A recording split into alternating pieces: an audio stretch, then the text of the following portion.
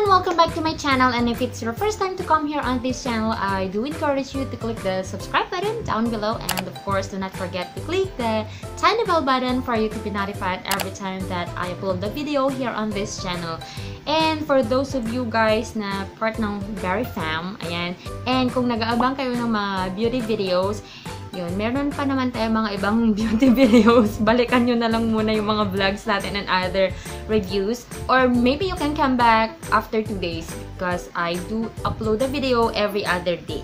But for now, I will be sharing 8 tips on how to pass the nursing licensure exam here in the Philippines. Naisip kong gawin tong video na to guys kasi madaming nagtanong sa inyo sa Q&A video ko kung mga tips ko daw sa pagpasa sa board exam, kung ano yung review center ko, kung ano bang tips ko sa mga newbie na nurses. And because as you may already know, I am a registered nurse for already 5 years na, ayan, and 3 years na in practice. So if you're interested and your anxiety is already on the rooftop, ayan, maybe these 8 tips will help you in lowering down your anxiety and to pass the nursing licensure exam.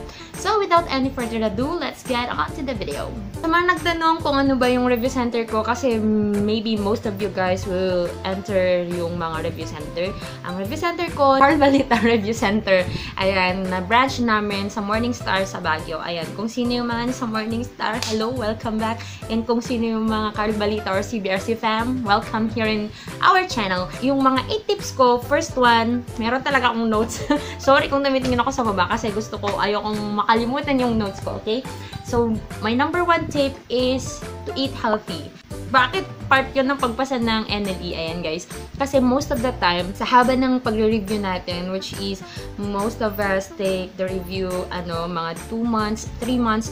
For us, mga 100 days before the examination yung start ng review namin noon dati sa Morningstar sa CBRC. So, bakit kailangan mong kumain ng healthy? Siyempre, obvious yan, girl, para hindi ka magkasakit, para wala kang ma-miss na review. Siyempre, babayaran mo yung review mo ng pagkamahal-mahal tapos ma-absentan mo lang dahil nagkasakit ka. So, I do advise na kumain kayo ng healthy, and of course, do not forget to take your vitamins kung meron kayong mga vitamins. Alawa, matulog ng maaga at gumising ng maaga. Natutulog ako pinakamaaga na siguro was 8 PM and pinaka-late na siguro yung 10 PM. Depende kung ano yung mga take-home na exams namin or mga activities namin, mga aerobics ba tawag namin doon. Basta may mga ganun kami na mga activities. And then, gumigising ko ng 5 AM to review kasi yun yung time guys na fresh na fresh yung utak mo tapos wala kang pinoproblema, tapos silent lahat sa boarding house, ganun. Gumigising ako ng 5 and then 7 na yung start ng class namin. So, may full 2 hours pa ako to prepare and to read some notes. Third is note-taking. Ito, papakita ko sa inyo guys kung ano talaga yung ginamit ko ng board exam namin na notebook ko. Ito, matatawa siguro kayo kung bakit ganito. Pero, most of us na nag-review ganito yung notebook namin noon. Ewan ko na lang kung anong trend ngayon sa mga mag-take ng NLE. Pero ito yung notebook ko guys. Ito, logbook na 500 pages siya. And as you can see, meron akong dito, ng tawag dito, duct tape. Just to make it sturdy kasi medyo nagkalasog-lasog na to nung medyo pa-end na yung review namin. Off ko talaga. Meron ako dito, nilagyan ko siya ng parang, ano bang tawag dito? Parang mga tabs. Mga HEMO, ONCO, Safety, IMCI, Neuro, Respi, Growth, ayan. So, sa pagkasunod-sunod ng review namin, ganun yung nilagay ko. And then, dito sa harap is a quotation that says, optimism is key. I do encourage you guys to take notes rather than yung feeling mo mamememorize mo yung nasa PowerPoint or mamememorize mo yung nasa module na pinapamigay ng mga reviewers nyo, which in our case kasi noon na nagustuhan ko naman sa CBRC, hindi kasi sila masyadong namimigay ng mga modules. Talagang i-ano nila sa'yo, iti-train nila sa'yo na nag-work yung utak mo, nag-work yung kamay mo. Mas madami ka kasi nare-retain kapag pinapakinggan mo and sinusulat mo.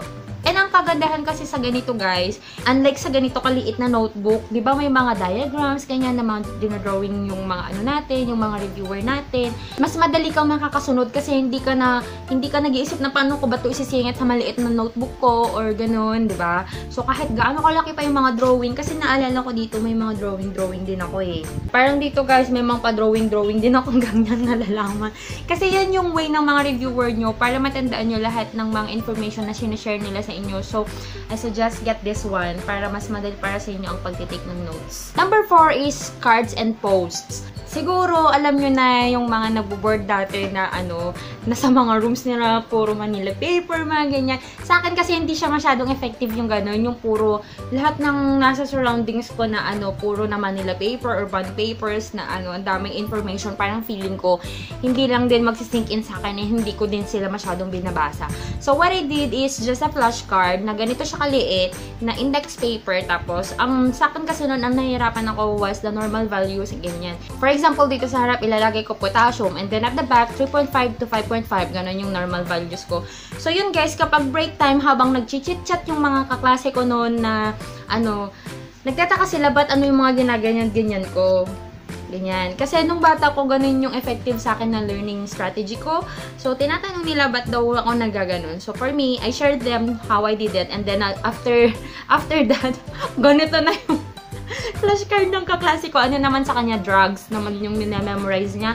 Kagandahan pa nun guys, kapag break time, nagku-quiz-quiz kami yung mga ganyan-ganyan. Kung ano to, syempre nakikita mo din, ganun, ipapahula mo sa kaklase mo, ganun din yung gagawin niya sa'yo. So, may process of learning and may motivation ka kasi may kasama ka ning nag-aaral. And then, sa mga pagpo-post, kung doon naman yung makakatulong sa inyo guys, yung mga normal values or yung mga wag nyo lang masyadong punuin kasi ma-overwhelm lang din kayo sa information na ilalagay nyo sa mga wall nyo. So, yung kung alam nyo lang na yun yung weakness nyo, yun lang yung ilalagay nyo. And kung alam nyo na yun yung very important na sinabi sa inyo ng reviewer nyo na tandaan nyo to, lalabas to sa board exam, tandaan mo yun girl, lalabas talaga yun sa board exam. Number 5 is choose your friends. Itong stage na to ng career mo bilang estudyante, iba na siya, hindi na siya kagaya dati na pwedeng pucho-pucho lang, ganun.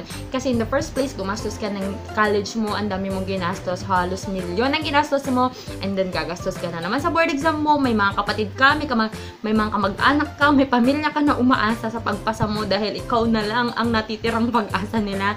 So, choose wisely. Kung yung mga friends nyo, hindi sila sigurado kung gusto nilang pumasa sa board exam, and sila yung kasama nyo, I think you better think twice and medyo siguro lumipat ka ng boarding house para makapag-concentrate ka rather than joining a group na hindi seryoso sa pagpasa ng board exam kasi hindi to isang laro lamang. Char!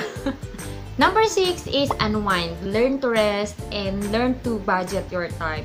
Hindi dahil review proper na to or hindi dahil ang taas na ng anxiety mo at feeling mo kailangan mong mag-aral kasi nung college ka hindi ka nag-aaral, puro ka absent. For me hindi ganun yung pag-aaral na effective kasi ang brain natin kailangan din na mag-rest.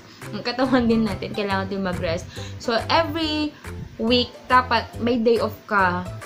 Kasi meron talaga kayong day off niyan. Hindi naman everyday nagre-review kayo sa review center nyo. Yung day off mo na yon, ang gawin mo, maglaba ka. Mamasyal ka. Main ka. Matulog ka. Ganon ang gawin mo. Mga tipong kain kargador. Tulog ko, matos. Ganon ang gawin mo, girl, kapag day off nyo. Kailangan mo talaga ng ma-energize ka, mag-unwind ka, mapag-isip-isip mo na kailangan mo talagang pumasa. Then, number 7 is diagnose. Ano ba yung i-diagnose natin? Kapag kasi nasa review center ka na, may mga evaluation exams kayo or maybe everyday may mga exams kayo, mga quizzes, ganyan. What we did sa CBRC kasi dati, meron kaming card na ganyan. Yun ata yung diagnosis, something na ganun. And every evaluation kasi may mga quartile kami. Kung top 10 ka sa buong group or nasa ka na, pinakalas ka na, ganun. And syempre para sa amin kasi, gustong-gusto namin, na-announce yung pangalan mo, girl, top 10 ka lagi sa evaluation exam. Yun. Kung walang ganun yung review center nyo, gumawa kayo ng sarili nyong ganun. Okay? Ilagay nyo lahat ng subject na ini-exam nyo. First one, maternal and child, onco, MS, ano pa ba, neuro, funda. Ilagay nyo yung lahat, ganyan. Every time na may score ka, i-record mo dun, girl. And hindi lang record ng score. Gumawa ka ng chart na ganun. So, alin doon sa mga subject yun, ipag-connect mo doon, ipag-connect mo kung anong subject yung mga nandun. Kung alin doon yung pinakamababa mo at doon yung tutukan mo. Pero, wag mo din kalimutan, syempre, na i-review yung iba. Kasi hindi ibig sabihin na porke mataas na yung nakukuha mo doon, magaling na magaling ka na. Okay? Doon lang medyo mag-extend ka lang ng time doon sa weakness mo na yun para medyo umangat ka doon. The last one, yung pang-8. Ito yung pinaka-importante sa lahat, guys. Ito yung pananalangin, pagpe-pray, pagsisimba. Ayan. Hindi mo dapat kalimutan, manalangin. Kasi kahit nasa iyo na lahat ng talino, lahat ng skills, lahat ng pera, lahat ng resources and everything, ibig sabihin, papasa ka na. Hindi. Kasi kung hindi yun will ng Panginoon na pumasa ka, wala lang nang mangyayari. And of course, do not forget to go to church every Sabbath. And of course, continue doing that kahit nakapasa ka na, pumasok ka pa rin sa simbahan at manalangin ka kasi yan ang patunay na ang Diyos nasa sa atin lagi. And that's it, guys. Yun yung 8 tips ko para pumasa kayo sa board exam. And I hope isang take lang kayo at wag na kayong magpaulit. Pero kung dumating man yung time na hindi talaga para sa'yo yung board exam, wag kang mawala ng pag-asa. Wag kang magpakamatay dyan, girl. Okay? Madami ka ng effort dyan para lang sayangin mo yung buhay mo. Kasi yun, hindi pa plano yun ng Panginoon. Kakapasa ka na sa next time. Just focus and pray and pray and pray. And I hope you enjoyed watching this video and I hope you learned something today. So I'll talk to you guys on my next one. Bye!